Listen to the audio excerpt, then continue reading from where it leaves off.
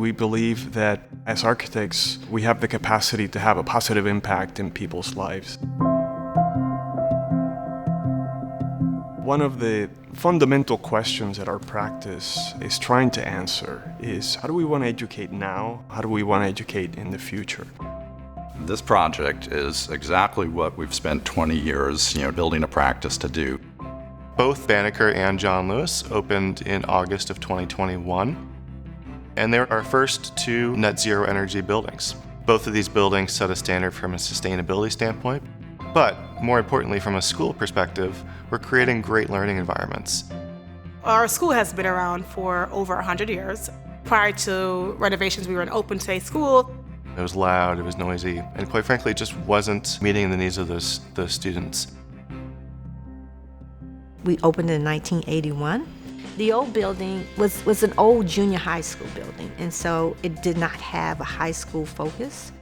Our students come from all 8 wards of the city. It means a lot to the community.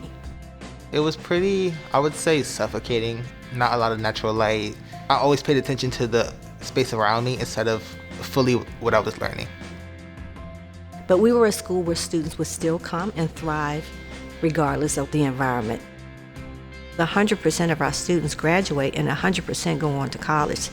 We started early on in this process thinking about what we wanted these two buildings to look like and how they should function.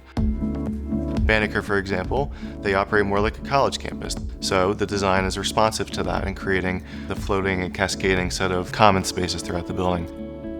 It both provides a number of settings for students to engage in scholarly activities, but it also connects the entire school community. One of the things I appreciate about the new building is that it does pay homage to some of the old aspects, having garage doors. Allowing for, that acoustic separation in the classrooms, but then being able to open up the garage doors and spill out into the common space and have classes come together and learn together is only going to set them up for success. Our practice area developed this concept called net positive education. Whatever we do in the design, we try to make sure that it gets implemented into the educational curriculum. For example, we develop a dashboard that is located here at the entrance of the school to showcase things like how the building is performing from an energy standpoint. It's going to show you the different biomes in the planet, in the world. When we look to schools, net zero schools are really important to act toward a more responsible future. Buildings generate about 40% of the carbon emissions in the US, and so our building sector is a really important player in climate action. Net zero design starts with the building orientation.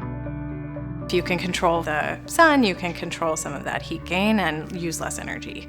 The next step is to look at the building envelope, and that means the walls and the windows. And then you look at daylight, so you can use less electric lights. We work with a 3D model. We're able to collect the data and see how the building is performing from an energy standpoint, from a daylight standpoint, from an acoustic standpoint. Then you look at renewable energy to try to offset the energy that the building is using.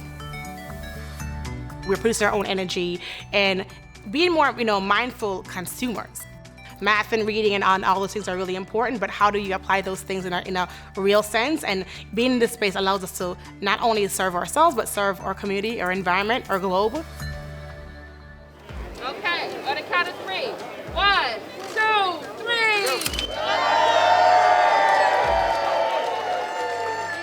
1, 2, 3.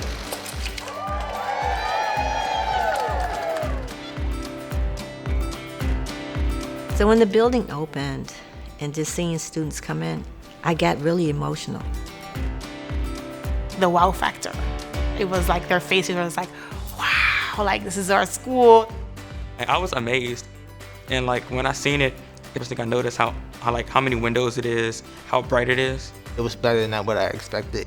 This really gives them, to me, the equity that we have been really begging for years. I think about the students. They were achieving at a very high level in their previous building in spite of the building that they were in. And now I think about what is possible for them when now they're given these resources. Where will they go? That's what our architecture is intending to do. I think it's a realization of the goal that we're now honoring those students. We're elevating them and giving them the springboard to achieve great things in the future.